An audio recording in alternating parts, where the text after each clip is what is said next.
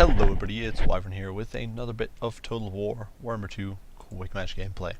This time around we are playing as the Lizardmen against the forces of the High Elves on the map Death Pass. And for this composition I did decide to shake things up a little bit from what I usually do. I guess it's hard to say what I usually do, because honestly, I don't play Lizardmen very often. I know these past few days I've done a good bit of casting with Lizardmen, and I know they're often requested when I do streams. People often request that I play Lizardmen. Quite frankly, I'm not a very good Lizardmen player. I don't play them very often, and I kind of try to avoid them like the plague. But I want to say this is different from what I usually do. Yeah, and honestly, in some extent it is. I'd usually go for more. This isn't exactly a build that I would always bring, or that I'm used to bringing against the High Elves. So normally I'd go more heavily on Temple Guard and more heavily on, say, an extra Carnosaur here. So we'll kind of discuss what I brought here and why. For my Lord, I did decide to bring a good old Croc-Gar. Nothing too fancy there. He's great against large, he's mobile, he hits like a truck, he's good. I don't know, there's not much to say. Croc-Gar's good. He's got Sacred Spawning of Zodal, of course, Deadly Onslaught, Swiftness of Eitzel, as well as Hand of Gods. Although Mazdamundi does have a magic resist, which can help against Sister of Avalon, he is also very slow and kind of susceptible to getting bogged down in a way Croc-Gar is not. So I kind of figured Croc-Gar would probably be the better pick here against if my opponent decided to go heavy on Sister of Avalon, even though he did go with Nagaryth. For alongside him, we do have a Scar Vet. Once again, very mobile, basically just a mini Croc-Gar. Not much to say there. He's basically just a worse version of Croc-Gar. But he does have a cool little ability here, the Plaque of Dominion, which is -8 leadership and an AoE around him. Basically a castable Blood Roar. For those of you who don't know, Blood Roar is the passive on all Empire Griffins against, for some ungodly reason, Boris's Griffin, probably because it would be OP. So it does provide extra -8 leadership, and that can be huge in just forcing Fear and Terror outs. For the rest of my build, I do have a Skink Priest of Heavens back here, mounted on a normal Stegadon. I actually decided to go with the normal, partially because he's cheaper, but partially because he's got this Ballista, and I figured, you know, we might be able to chip away at the more elite units, like, say, Phoenix Guard, who can often give you trouble, or Dragon Princes, or the Regiment of Renowned Dragon Princes, units like that, which can often really be a problem for the Lizards. I figured this could be a good counter to those.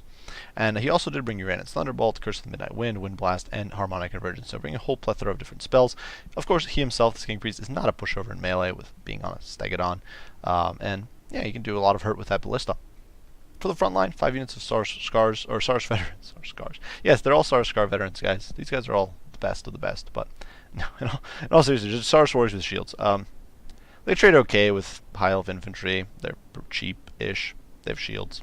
So soak up missiles. I think they actually might beat White Lions in a straight-up fight, which doesn't speak well of the White Lions, but these guys are definitely no pushovers. And the 2 Chameleon Skinks just to zone away enemy shooting. I did see that my opponent with Nagaryth here. I think I mistakenly said High Elves at first, but it is Nagaryth, so I figured we might be looking at some kiting cheese. And I figured, you know, maybe 2 units of Chameleon Skinks just to zone that away or be a nuisance a little bit.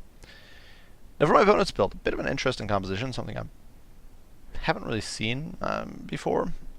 For his Lord, my opponent did bring a Prince on the Discount Dragon, the Sun Dragon. Nothing fancy there. Foe Seeker, Deadly Onslaught, Stand Your Ground, no items, and nothing like that. So just basic sort of stuff. It gets you a dragon. I do think that if you're going with dragons against the Lizards, you might as well go the whole hog and bring a Star Dragon. But perhaps my opponent was most likely trying to cut some corners here to make sure he could get this very powerful infantry line. And for that, he did bring 4 units of White Lions of Grace, as well as the Swordmaster of Hoeth here. A single unit of Phoenix Guard here in the back, who are going to, I do believe, pretty shortly, going to kind of be in a sad position, but they are being backed here by a Mage of Life, she is mounted on a horse. She's got Earth Blood Regrowth, Life Bloom. Surprisingly, no Book of Hoeth, no Starwood Staff, so she's not going to be getting extra Winds of Magic, which I think is a little unfortunate. Single unit of Dragon Prince is most likely for the mass and running down Cav. And then here in the woods, we've got hidden a single unit of Shadow Walkers, as well as a single unit of Lear Maneuver Archers. Not terrible units. The Shadow Walkers, though, I'm not a big fan of in this matchup. They've only got 5 AP. Your big problem as the High Elves is probably not going to be Sars Warriors, really. It's going to be stopping the big single unit monsters, and these guys just don't do very much to it. And so actually in a bit of an arrogant or greedy move here, I'm just going to sit here with Croc-Gar and kind of get beat in the face repeatedly. And you can see the Bolt Thrower already chipping away at the Phoenix Guard.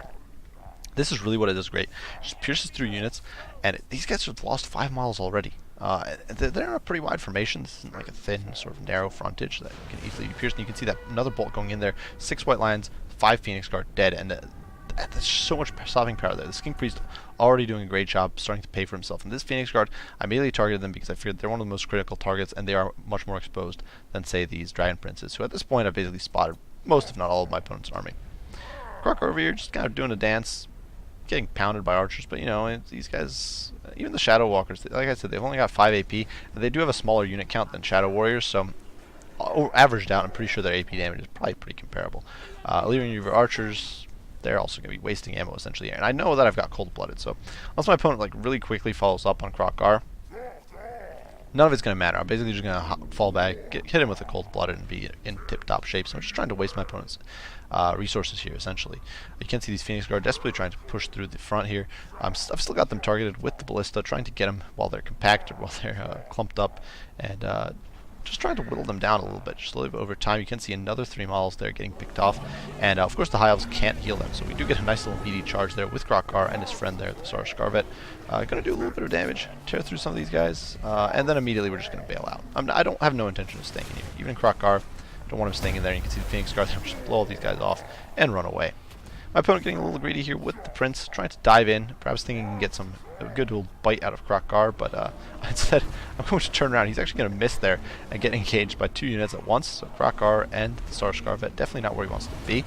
I do hit Crocker there with the Harmonic Convergence to protect him a little bit and continue bombarding. Unfortunately, my opponent, though, pushing in, so we are going to counteract with Sar's Warriors. Now, in a battle of front lines here, the White Lions versus Sar's Warriors is going to be a very tight fight.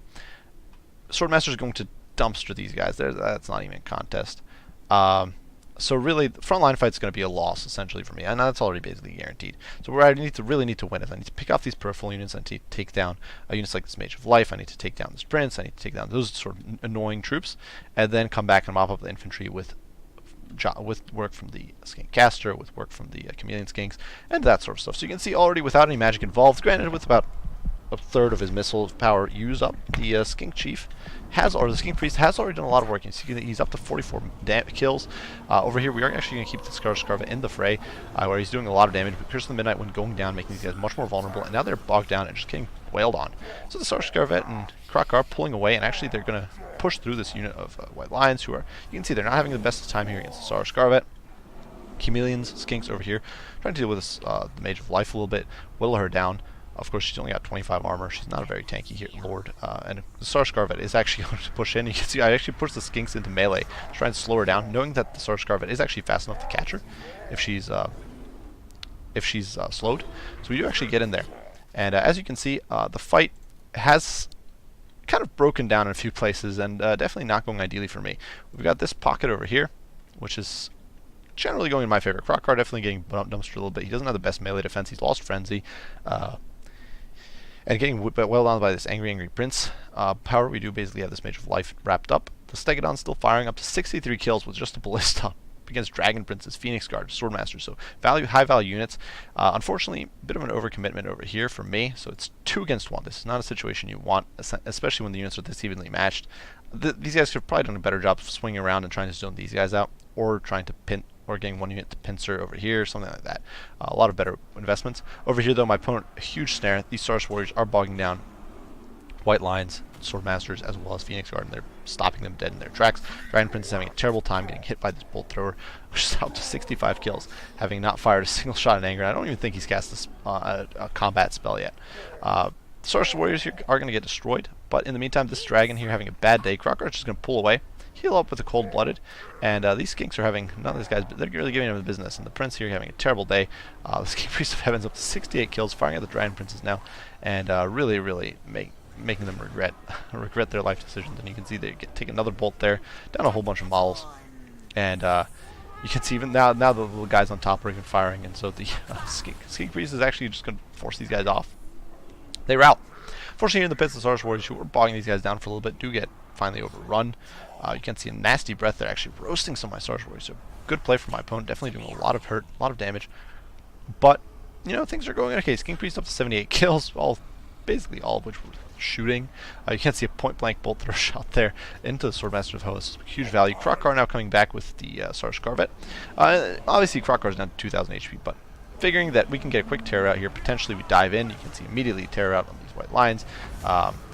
Unfortunately, I misclicked and hit this guy with cold-blooded, so that was a big mistake, big misplay on my part. But Blackfoot Dominion is going down. Krokkar's in the pits here. My opponent pulling in with the Legion of Archers, not a great move, but kind of a desperation move at this point, trying to bog him down here. And you can see the tear outs arcing off the Swordmaster with Hoeth getting routed. And in comes the Skink Chief now. Still, he's got 4 rounds of ammo, which I haven't used up, but just trying to punch through these troops, pulverize these Phoenix Guard, and you can see Krokkar here, despite getting welled on still by all this archery, is holding up okay. He's got 1,000 HP. He's going to be able to retreat a little bit.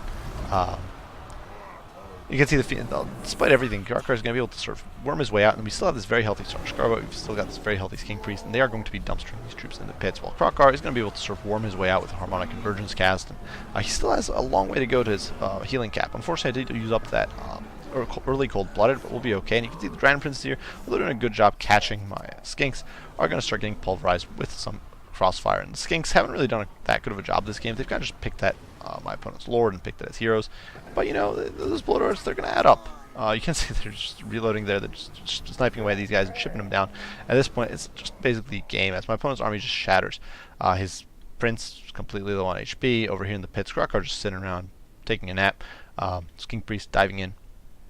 So one of these guys, and it's going to be a total shatter across the board. So, a victory for the Lizardmen. A few notes. Now, I did get quite.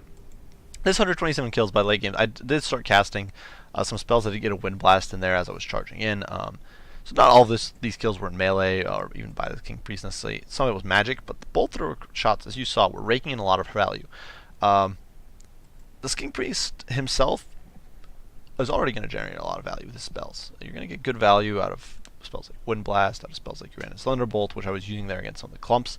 You're going to get good value with cats of Harmonic Convergence just to keep Krokkar alive. Honestly, Krokkar might have died in that game if I hadn't hit him twice with Harmonic Convergence. The difference in damage might have been enough to kill Krokkar. Not the Withering. I can't even think. The Curse of the Midnight Wind made a good difference there. So he was making great differences on the magic front, and he was still very healthy and making a big difference at the end in the melee front. But that early game sniping with the bolt throwers, they knocked the Phoenix Guard out of their martial mastery. It did huge work against the Dragon Princes. This guy racked up like 70 or 80 kills with just the bolt thrower, and that really shows how. And against very high value targets. Once again, these were all units that cost 1,000 or more gold. He basically made up his value with just bolt thrower shots, and he still had a little bit of ammo left to go at the end of the game. So huge value there from the King Priest. Definitely don't underestimate him. The Source Warriors, nothing too fancy. They traded okay with the White Lions, but obviously couldn't trade well against Swordmaster. You can see 54 kills there. Very quickly, these guys just overwhelmed him. Command Skinks, nothing too great, though. I do believe they gained some chevrons there, sniping away at my opponent's Lords and Casters. Krokkar, okay, same with the Source Scarvet. Nothing too much to say there. They basically did their job of killing the Prince, killing the Mage, and then helping break my opponent's line with some charges. As for my opponent's build, very interesting take on things. I feel like if you're going with elite, if you're going heavy on the infantry, you should go the whole hog and go much more elite than this. I know it might seem odd, but I do think that, for example, 3 Swordmasters and 2 Phoenix Guard, I have found to be at least a somewhat viable build. Backed by Star Dragons to deal with large. It might seem a little odd, perhaps a little unreliable, but in my experience, it can work. Swordmasters are just such a hard counter to the SARS. The big problem is, of course, that you will be facing off against enemy magic. So Wind Blast, Uranus Thunderbolt, things like that, things of that nature, do present a very significant threat to these units. But otherwise, Swordmasters are just an absolute force of nature on the battlefield, and they will do a lot of damage to units like Source Warriors, to units of that type. The Shadow Walkers, I think, are really one of the I would have tried to get some Fireborn into this mix, probably, with a more sort of conventional build of this nature. I'll probably try to get some Fireborn. I wouldn't bother with the Shadow Walkers. If you were trying to zone off enemy light skirmishers, get a unit of Fireborn, honestly. Shadow Walkers are, in my opinion, one of the worst units in the game, and I know some people are really fond of them, as far as when they play Nagaroth. Obviously, well, that's the allure of playing Nagaroth, is that you get Shadow Walkers, but in my experience, they're just not that good. You're paying for melee, and this is the problem with Shadow Warriors in general, but you're paying for melee stats that you're not really going to be making that much use out of. Poison's nice, but honestly, their damage is not that good. You're paying the same as you would for Way Watchers, and the range damage is not that good, and your melee stats are not going to compensate for that. So in my experience, they're just not that good of a choice. Basically, you'd get more value of any other investment of 1,100 gold. Regardless, good game to my opponent Tazo here. I do hope you enjoyed the video. I hope you found it entertaining. If you did, be sure to leave a like and subscribe down below if you have not already. If you have any comments, any criticism, any questions, be sure to share them, and I will do my best to respond as soon as I can. As usual, guys, I do appreciate you watching, and I will see you all in the next one. Wyvern out.